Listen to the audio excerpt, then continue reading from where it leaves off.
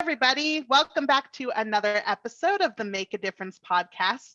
We are so excited to talk with Stephanie Maslow Blackman, who is the owner of Metalicious.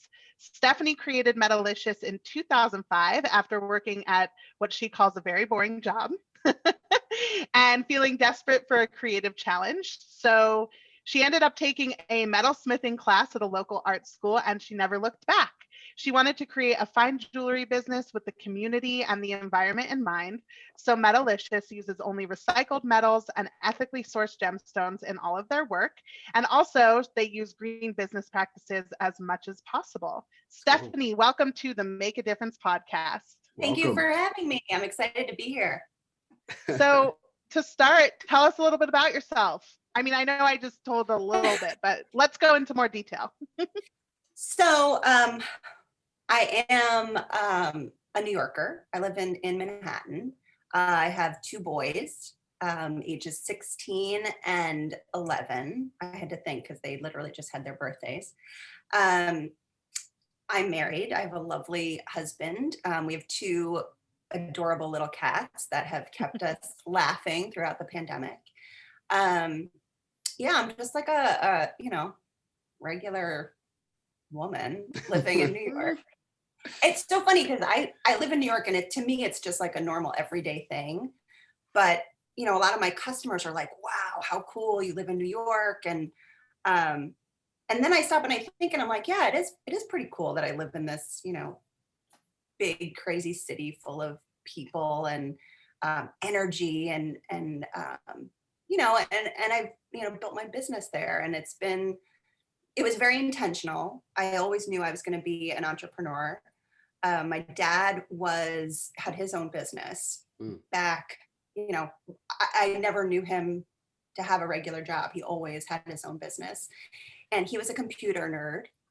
So he had his own programming business, which he ran out of our house until he grew it to the point where he actually was able to create this company in our small hometown that provided jobs for hundreds of people. And he gave back to the community in so many different ways. And I just had this amazing role model growing up who had the coolest job. And he worked so hard at it and he loved it so much. It was amazing. So he never felt like he was working.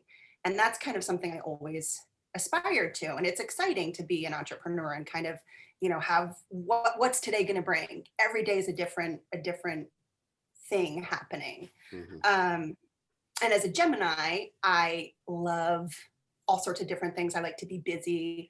I like to be able to one day create a gorgeous piece of jewelry and the next day connect with my customers and, work with them on a custom piece. And then the next day have a team meeting where we're all kind of putting our minds together about marketing. And, so to me, it was always a natural thing. I always saw that as my path growing up.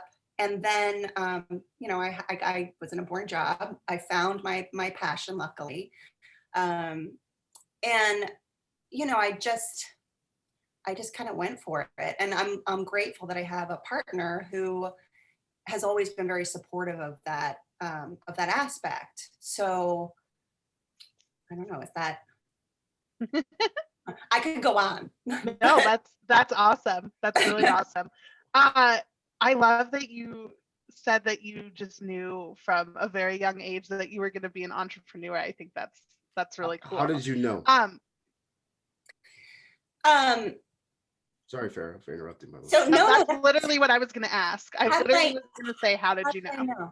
Yeah, how did I know I wanted to be an entrepreneur? I just it just intrigued me, the idea of being able to be in control of my own time, to be able to really craft and mold a business and create shifts in industry, create change, create jobs, be able to give back through your business. I mean, through my business, what I do is I donate a portion of my profits to City Harvest is one of them. Last year, we also donated to the Audre Lorde organization. So we find ways to like give back in that way. I also teach classes in the community to, at the public schools. I do a lot of tours for Girl Scouts. I just think to be able to inspire others excites me, and it's a way of contribution. So I always knew I wanted to be that person, to inspire others, to give back, to create something that that everybody wanted to be a part of, like to create a little community in my business. So it just, and to me, it didn't seem like it was weird or different. And my kids, having a mom who does this, they thought all moms were entrepreneurs. So they were like, what do you mean your mom goes to the office? Like, what do you mean? What does that mean? And to have the flexibility. I like having control over my time. I like being able to, stay home with my son when he's sick, or be able to be there at pickup when he comes out of school and we walk home together and we stop for a hot chocolate. Like I have the ability to do that because I have my own business. And I offer that flexibility to everybody who works for me, because I don't feel like it should just be my privilege. I feel like everybody should have that ability if they want it. Some people like to come in, do their work and go home. That's fine. But, most of the people who work for me, you attract, who you are in your life. Most of them are entrepreneurs themselves. So they come and work for me because they want to learn how they can grow their businesses, or how they can have their own flexible time. So I went off on a tangent again. So what did you mentioned taking the leap? You went for it. What did that look like? And one, how old were you when you did it? And what did that look like? Okay. So when I took the leap, I think at first it was I went to school for television, radio, and film production. Totally different industry. I had no idea what I wanted to do, but I thought maybe I want to be like a weather person or a reporter or something. And I got out of school and that's what I was doing, and I hated it. And I was always a kid who liked to put stuff together and take things apart and see how things worked. And I'm like super nerdy, but also artistic. And so I figured, all right, I'm going to do this job because that's what I'm supposed to do. But let me do something in my spare time that will be fun, and that will like feed that creative side of me. So that's when I was like looking at the local art school, and I was like, oh, I really want to work with my hands. So I'll be a potter. I'm going to take pottery classes. And when I called them, they said, oh, the pottery class is closed. And I was like, well, what else do you have? And they said, well, we have this jewelry making class. I was like, great, I'll take it.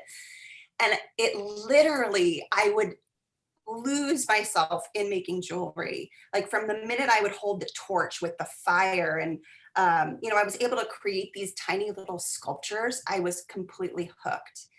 And I'm half Italian and I love to eat. And when I was in the studio, I would completely forget to eat lunch, to eat breakfast. Like time would just disappear. And it would be 9 o'clock and my husband would call me and he'd be like, where are you? And I'd be like, whoa, it's 9 o'clock. So that's when I knew I was onto something. And then, I would just talk about it all the time. And my friends finally were like, can you stop talking about it and just do it? So that was probably 2 years after I graduated from college. I found a job working for another jewelry designer. Took a pay cut, took a risk, took a leap, and started working for this jewelry company. And it was awesome, but it wasn't, I knew like, I'm going to have my own company someday. I know I'm going to do it, but I need to like put in my time. I need to, do the work. I need to learn everything I can. So I did. And then I worked for another company, a mass manufacturer, which was interesting because the first company was a small designer, kind of like what I do now. And I was able to do everything from like the accounting to stone buying to working with a production house. So I learned literally everything about how to run a business there. but I still wasn't ready. So I worked for this bigger mass manufacturer, which was the complete opposite. It wasn't about making beautiful, soulful jewelry. It was just about making how Mhm. many diamonds can we put in this piece for $99? So it was literally um, fascinating because it was more about physics, the physics of making jewelry, um, and more about the business side of jewelry, studying analytics, studying sales, seeing, meeting with, I met with like buyers from J.C. Penney's to Macy's to Sears. Like we met with everybody, K Jewelers. And it was fascinating and I learned a lot, but it just didn't, like a lot of people called it landfill jewelry, which is Mm. terrible to say, but at the same time, really there was nothing meaningful about it. It was more about the science of making jewelry, which to me as a nerd was fascinating. Um, but also they moved a lot of their manufacturing from New York overseas, which really disturbed me because we basically wrecked our economy by taking all the jobs that were here and moving them overseas. So many of my friends, there was a whole floor of hundreds of jewelers that were let go because it was cheaper to make it overseas. And in order to get the 1 carat diamond pendant for $199, we had to cut labor. So I understand it was a business decision, but on the personal level, it was like crushing to see us kill the jewelry industry in New York City. And that was one of the things when I said, when I have my own business, that's something I'm going to do. I'm going to create jobs in New York City, in my community, in the United States. So that was like one of the goals for my business. So I worked there for about 8 years. And then I was pregnant with my first son. And I knew that was the turning point. I was like, I can't, I was flying all over the world. I would work at, the manufacturing facilities in India and in China, in Hong Kong, which was exciting in and of itself. And it was interesting to be part of that, creating jobs in other places where people also need them. Like I'm trying to, it's not like a make wrong. It's not like they're doing it wrong by creating jobs somewhere else. I just saw the devastation Right. here. Anyway, so I was doing a lot of travel. I knew I wanted to stay home with my son and be a stay-at-home mom because that's so easy. It wasn't. And I thought, oh, now I can start my business and be a stay-at-home mom. Like we sell women such a crazy bill of goods when it comes to being a mom and being an entrepreneur and being a working mom, a work at home mom. Like there's so much, it's packed with so much other stuff that I, you know, I try to be realistic and show people like, this is really what it is. This is really how hard it is. Like my older son has autism. That is really challenging when you don't have all of these other responsibilities you have to do. On top of Um, that, right. yeah. So anyway, so that's when I decided to take the leap because I was like, oh, it'll be easy. I can just work out of my workbench in the corner of my bedroom, which I did. But it was a much more challenging way to grow a business than I thought. But it was my passion, and I loved it. And I love being able to spend time with my son, and I love being able to work at my bench and create little sculptures for people.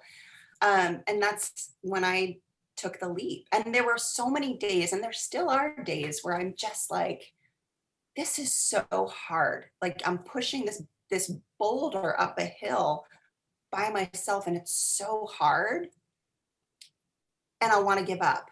But my husband has always been my husband, and now my kids are my biggest cheerleaders. And they're like, you're having a bad day. We get it. You've had bad days before. You'll get through it. Keep going. Don't give up. And to hear that from the people who love me the most is really what keeps me going, and then I'll get feedback from my customers. I have the most amazing customers in the world. They are so loyal, they are so passionate. They just say the most amazing things about the jewelry that I make for them and how much it means to them and how proud they are to be part of me, part of Metalicious, a part of supporting a woman-owned business, doing good things in the world, an artist. That lifts me up as well. Mm-hmm. So how old was I when I took that leap? I was 31, 32. Yeah, I think I was 32. I was 32. I'm 48 now, so it's like a lifetime ago. But yeah, my son is now 16. So I started it when he was born. So that's when I took a leap, and it was really hard. And I think about those days and just how challenging it was, but also how cool it was. Like, I'd be working at my workbench and my son would come over and he'd sit down with me and, hammer some stuff, or just like watch me or play around with my tools. But also just like, it was hard. It's hard. It's not, everybody thinks like, the coaches on Facebook want to tell you like, it's so easy. Just we have the key to make it, explode for you, but that's not what it's about. You can't have your own business and think like, oh, it's going to be that easy. It's hard work. You have to really love what you're doing, and really have a stake in it, I think, to be successful as an entrepreneur. So wait, can I hammer on one? Can I drill into one thing? Yeah. Okay. we always do this balancing act, but so we need to like raise our hands. Yeah. Oh, I love this. Thank you so much. You guys are so amazing. Thank you. So we're starting the business. There are plenty of people out there, and in particular, plenty of women out there who have something that maybe they have discovered a passion, right? Or they have an idea and they want to take a leap. But a lot of what hangs people up is, some of the more practical things that really get into the psychology. Like, how am I going to do this? How am I going to pay my bills, right? How am I going to feed my kids? I can't maybe get by with just my husband's salary or whatever it might be. And so what did that look like for you and your husband? And I know everyone's circumstance is different, but what did that look like for you and him in particular? Like, did you save a lot of money, or? It was terrifying. No, it was terrifying. Which is why I say, like, you really need to be passionate about it and have a partner that really believes in you. And there were days where he was like, what are you doing? Like, when is this going to take off? Those days were few and far between, but like, that's an expectation you have when you're in a partnership with somebody and you're contributing to the household together. So what did that look like? I mean, how'd you handle finances in that season? So I just didn't have a choice. Let's go. I just didn't have a choice. Either I made it work, or I would have to go get a 9-to-5 job. Let's go. And not have the flexibility and not have the and not be doing really, really, really what I love, and not be able to make an impact the way that I wanted to make an impact. Did you feel a pull at all? Did you ever feel a pull at all of like that? Because I really do. Fear holds a lot of people back, right? In particular, with the journey of entrepreneurship and pursuing ideas.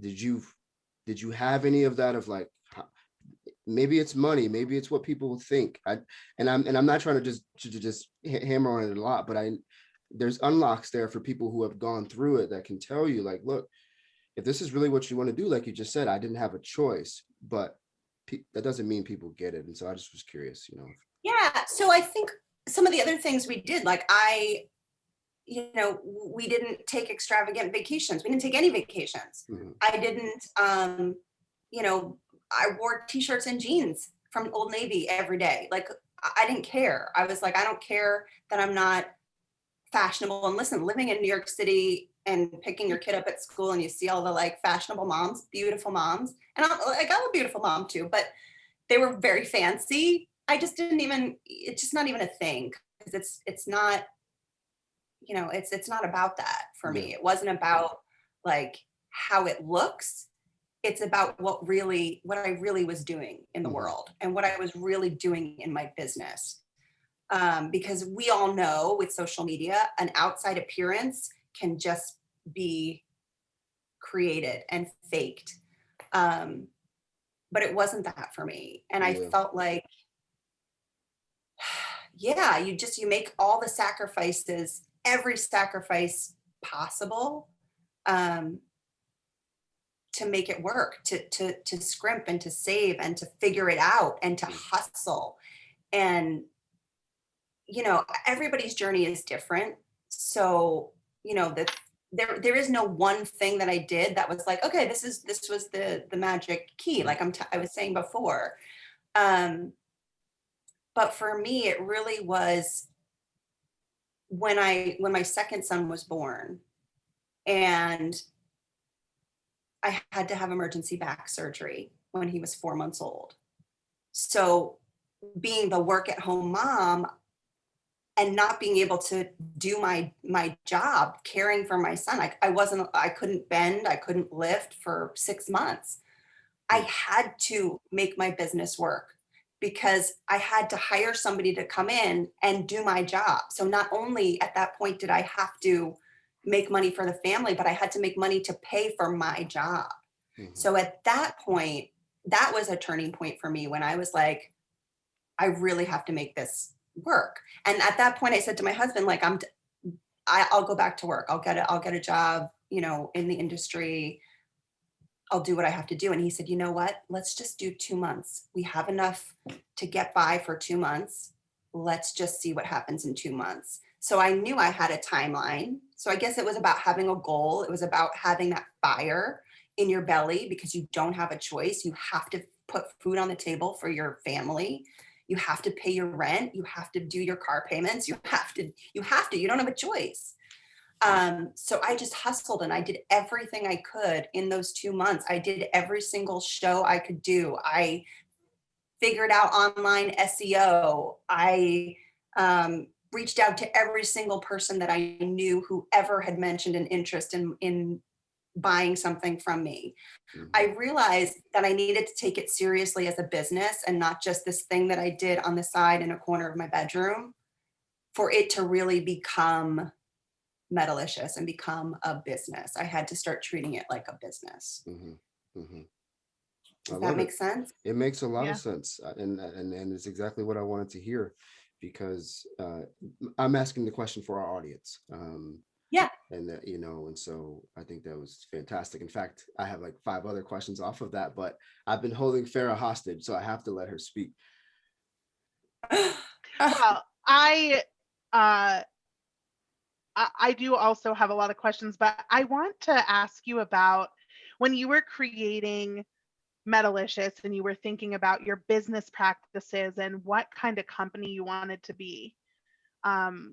You know, I mentioned at the very beginning that you only use recycled metals.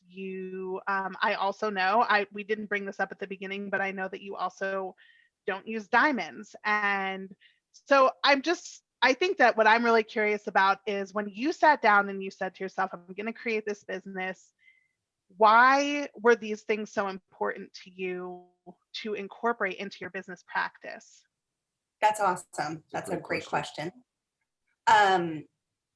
Well, first of all, I didn't just sit down and I wasn't like one day like, okay, I'm going to write it all down. It was a process for me.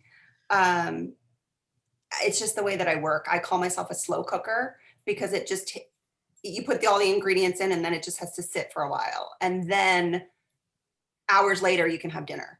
So for me, it was all of these things that I had experienced in my life in all the places where I had worked before. As I mentioned, seeing everybody, all these people lose their jobs because of money, because of, you know, and how it affected the economy. I knew that was something that I needed to do better and do different. You know, being firsthand in the trenches, going to the factories overseas and seeing the tremendous amount of waste that can be produced. And there can be a lack of thought around where you're getting your materials from. And as a mom, as a parent, it's my responsibility to make sure my kids have a clean, beautiful, wonderful world for their children and their children's children. So it was a no-brainer to me to use, recycled metals because they're available. They were hard to find when I first started my business, but there were two companies in the United States that were using recycled gold, recycled silver, that I worked with. And it was more expensive to work with them because, they're paying their employees a living wage, because it takes more time and more effort to recycle metals. But to me, it was a no-brainer. It was like, well, that's just what I'm going to do.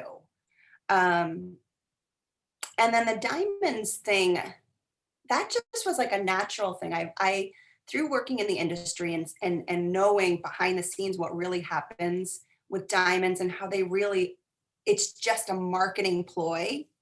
Diamonds are all just about a marketing ploy to keep one company rich. It just turns my stomach. It's not what I'm about. It's not what I wanted my business to be about. I wanted nothing to do with that part of the industry.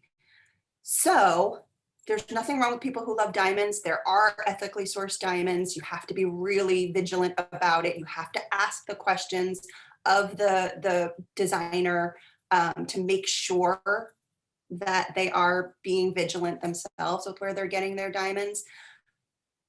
But that's only been like a recent thing.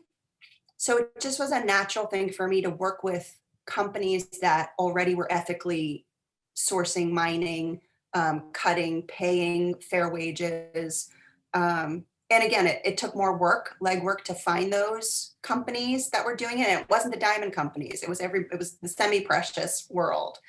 That it just, I don't know. It just was a choice that I was very intentional about it, but it wasn't like I sat down one day and was like, okay, check.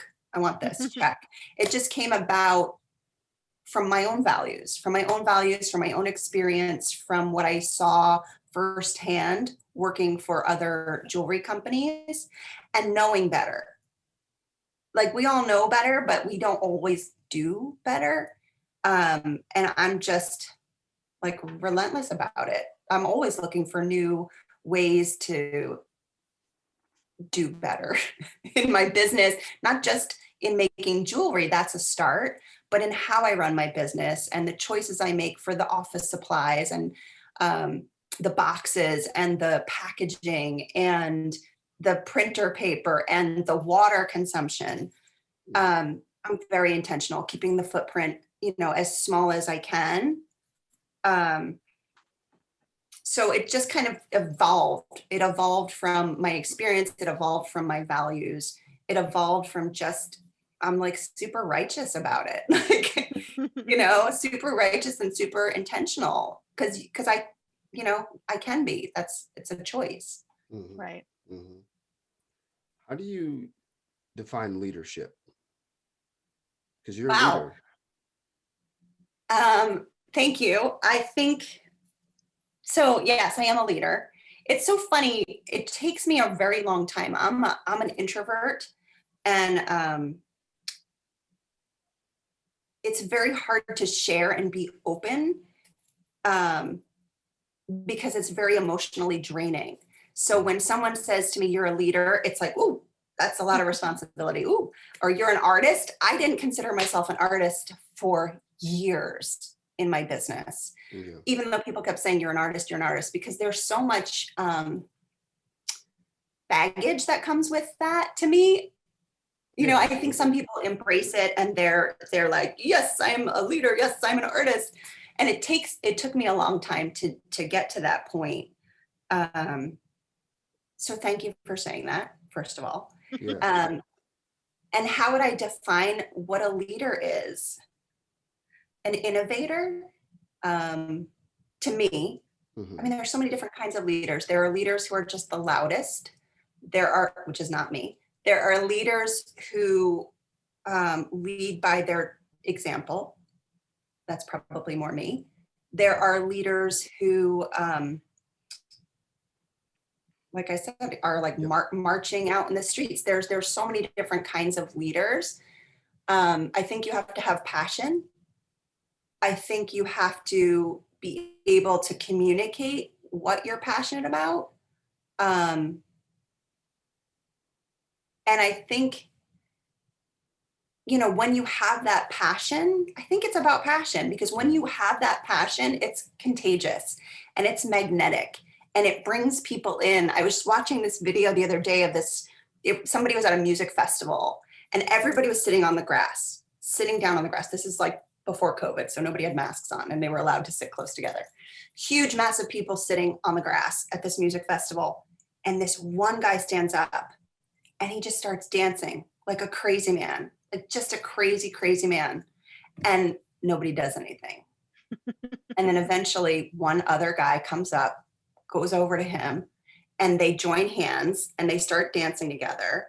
And then they let go of their hands and then they're both dancing like crazy.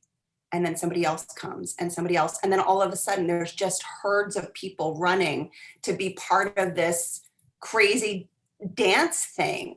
So I think it's being a little crazy and being willing to put yourself out there and take a risk.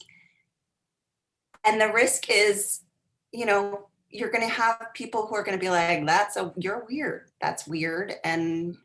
But then, the hope is you have so many other people who are like, that's awesome. And I want to be a part of that. And I think that, so leadership can show up in so many different ways, but I think the core of it is to have passion, like genuine passion around what you are doing. Mm-hmm. Now I liked your answer, for the record, but I'm gonna reframe my question, because the way you described it, while true, it's the doing part of leadership that I think you described, but I'm going to actually I want to dive into the being part of leadership. And by that, I mean, so I think a leader is responsible for the people, responsible for the results. Now, obviously the situations may change, like dancing, right? Actually, they were responsible for the people. They were showing them like, hey, this guy's playing music. I'm not reading a book right now. I want to dance, right? And so, so knowing that my definition of leadership, not that I'm the law on leadership, is, being responsible for the people who are ultimately responsible for the results of whatever it is you're trying to do. How would you then define leadership? And I'm asking that because you're a mom, you have two sons, you're a wife, you have employees, you're involved in your community, you're involved in all these different things. So when you talk about the being aspect of leadership, how would you define that? I'm not sure I totally understand it. Meaning, like, what matters to you in your relationship? Best way to get there is what matters to you in dealing with people. So, okay, I think I understand. As an introvert, for me, it's always been about ripples. Mm-hmm. Just one drop creates this ripple effect. And eventually those ripples can become bigger and bigger waves. Mm-hmm. So I think the being part of it is the ripple. It's the making sure my employees know how valued they are. Mm-hmm. Complimenting them creates a ripple. My customers, telling them how amazing they are creates a ripple. Just making sure that you communicate your gratitude.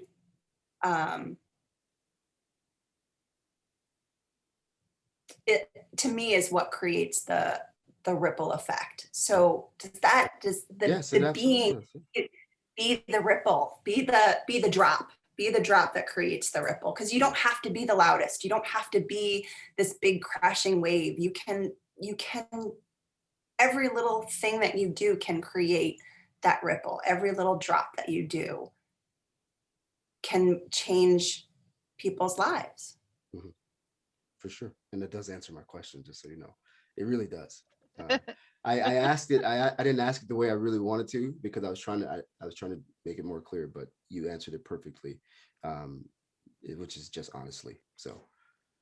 Thank you. No, I love having these like conversations, this isn't like an interview for me. It's like a conversation. I feel like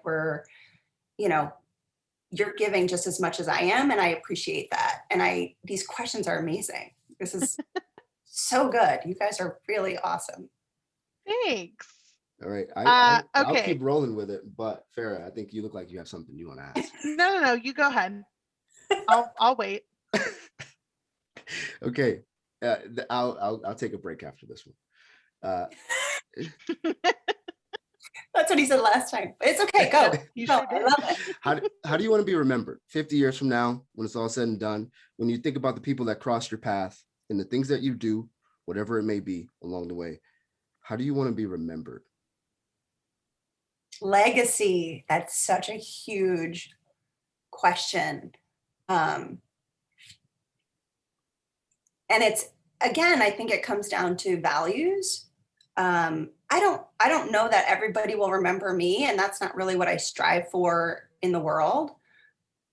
Again, I strive to make an impact on people so that they will make an impact on people who will make an impact on people, and that ripple will then eventually affect, everybody that the people I touch. So my legacy is to inspire others to do better and to be better and be intentional, because every little thing that you do has such a huge impact on the environment, on other people, on your employees, on your family, on your every single person that comes into your world. 100%. So, I don't know that it's about me. It's bigger. It's a bigger discussion than me. Like, I don't want people to be like, oh, Stephanie Maslow Blackman, da da da da.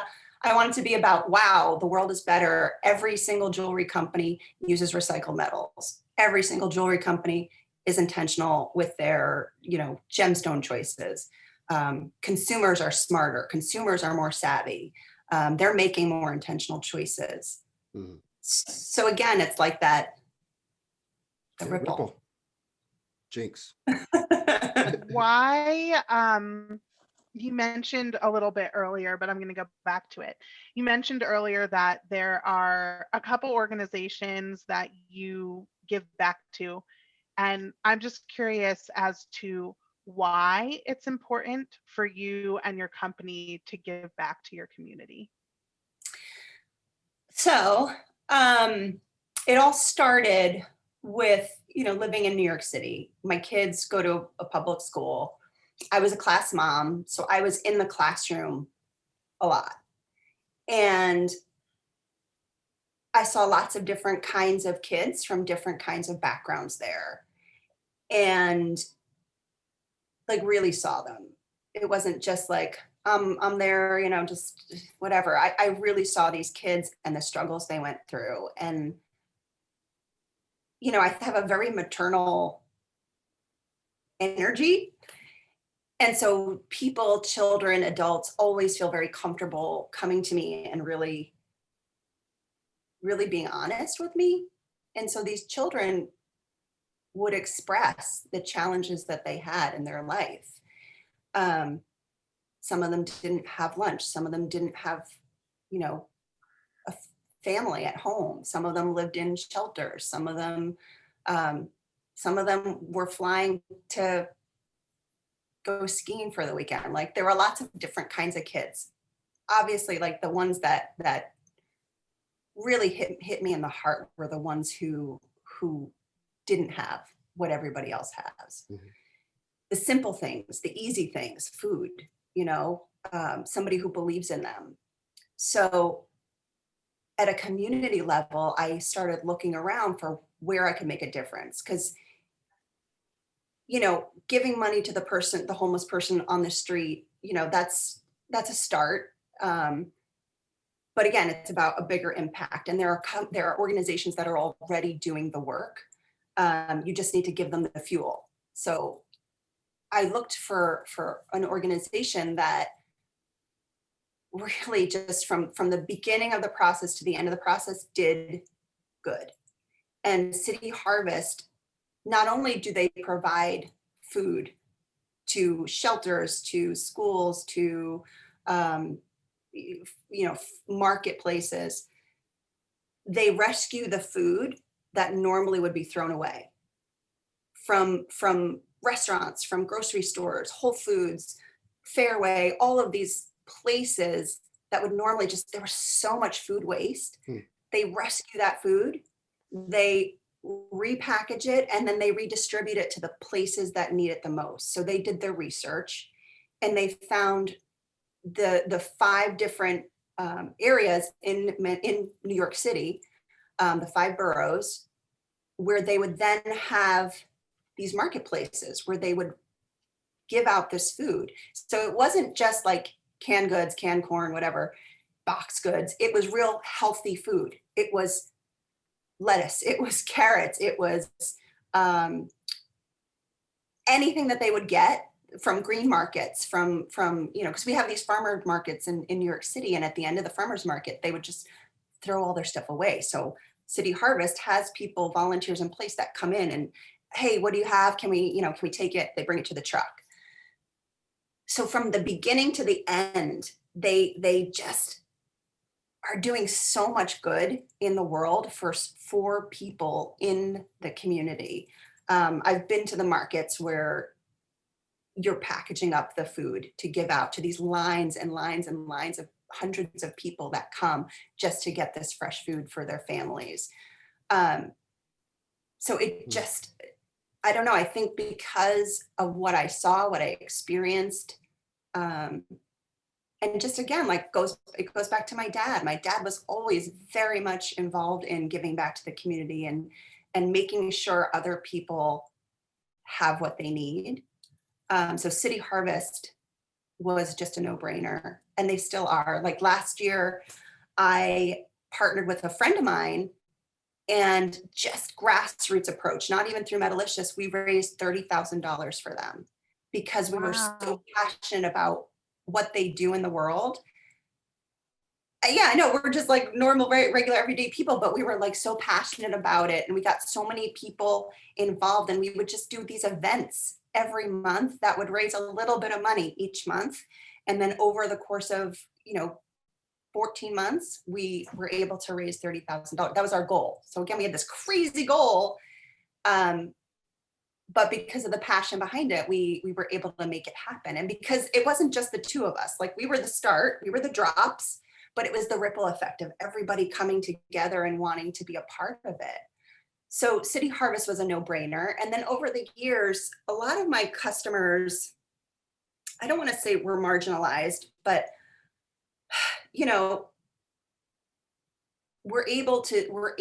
we're privileged enough to be able to do good in the world, and we want to do good, and we want to help those who don't have what we have. So, I like the breast cancer is another one. I've created a whole line of keychains that give back, all the profits to, the Breast Cancer Foundation. And I do my research on these foundations to make sure that the money that they get isn't just being, skimmed off the top. Like they really are doing good with what they do. Audre Lorde came up because I feel, the LGBTQI community is like so close to my heart.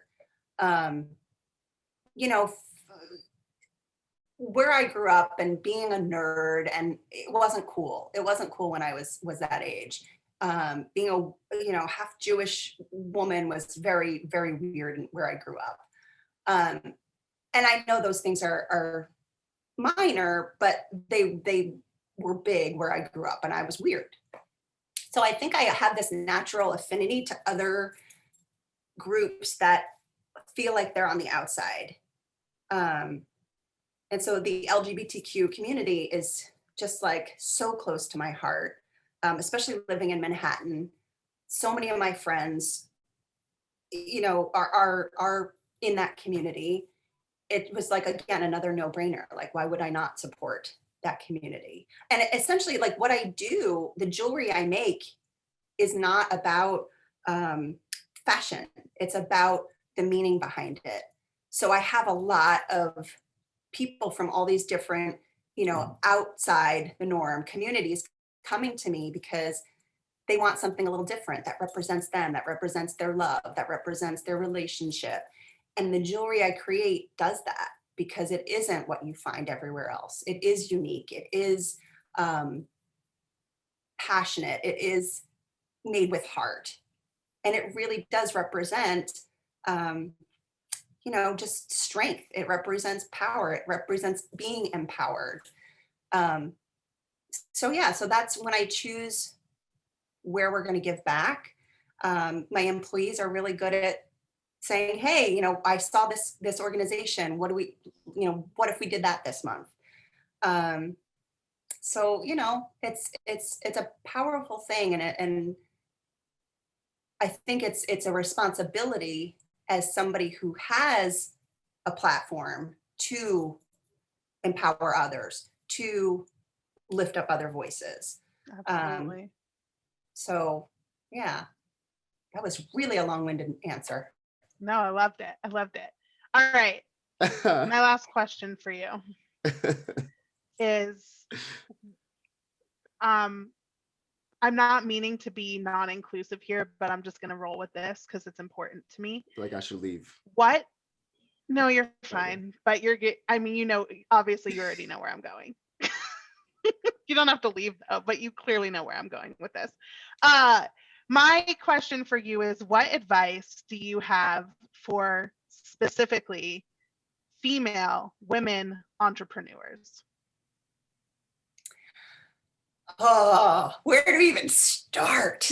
Okay, first of all, those little voices in your head that are telling you you're not good enough, that are telling you it's not going to work, that are telling you everybody else is doing it, you're going to look foolish. Don't listen to them. They're always there. I still have those voices that tell me that. I launch a new collection, I'm like, oh my God, nobody's going to like this. And you know what? Sometimes they do. Sometimes they don't. That's not a reflection of me. That's not a reflection of what you're capable of, what your power is. And just like those voices mean nothing. They're like the old ladies in the attic that are just like, gossiping. Like, that's gossip. That has nothing to do with you. Just silence those voices in your head, because it can lead to like imposter syndrome. It can lead to, feeling like you're not enough. And that's just not right. That's just the fake voices in your head, the ladies in the attic that are just gossiping. You have to just shut them down and go forward, because what you're doing is powerful and is going to have an impact and is going to make a ripple. And you're going to have naysayers. There are always naysayers. Sometimes it's the people that are the closest to you. I mean, I started a jewelry company. Everybody was making jewelry. Everybody still is making jewelry. So I had so many people being like, oh, do you really think that's a good idea? And I was like, I don't care if it's a good idea, because it's my passion. And I'm just going to go forward with it, and let's see what happens. You're going to make mistakes, but a mistake is a blessing. A mistake is, you need to make mistakes to move forward. You're not going to go through anything flawlessly. Did you tie your shoe right the first time you tried to tie your shoe? No, you made a lot of mistakes. Running a business is the same thing as tying your shoe. You're going to make mistakes. You just have to move past them and embrace them and learn from them. Mistakes are part of life. Mistakes are part of running a business. And you embrace them. And the sooner you embrace these things that I'm saying, the more you're going to go through with grace. You're going to make mistakes anyway. You're going to have the ladies in your head talking to you. You're going to feel imposter syndrome. Just embrace it and continue forward with grace. It makes the journey so much better and more fun and pleasant than fighting against those things. Love it. Love it. Love it. All right. Before I take us home, we have a couple rapid fire questions. So we're going to switch gears. Don't overthink these. Don't overthink. Okay. You're an introvert, so this is going to be hard. So it is. Don't overthink it. All right. Okay. Last book you read.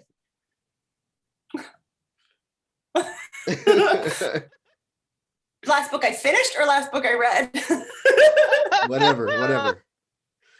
Last book you White finished. White Fragility. All right. Childhood hero. Eleanor Roosevelt. Mm.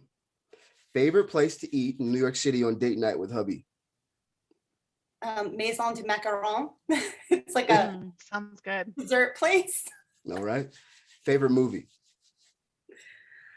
I'm overthinking it. Mhm. Shawshank Redemption. I mean, I'm also a Gemini, so like I'll say that now, but then 2 minutes later, I'll be like, no, this is my favorite. No, this is my favorite. Okay, second favorite movie then. My second favorite movie is Mystic Pizza. Let's go. All right, last one. One famous person you'd love to make a piece of jewelry for. Oh, there isn't one.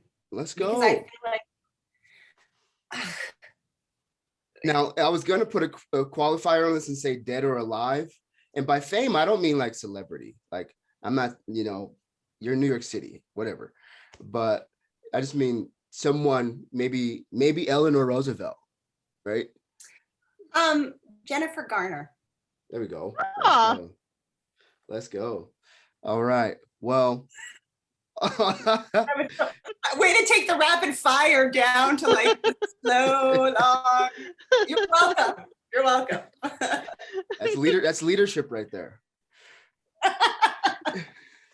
All right. Well, Stephanie, CEO, mom, wife, community supporter, just a ripple maker. Thank you for being with us on the Make a Difference podcast today. We really appreciated being with you and having the time to really have this just connect with you. Thank you so much. This was really a lot of fun. You guys are the best. And I love the podcast that you're doing and how you feature, so many different kinds of people doing great things in the world. So thank you for doing what you do.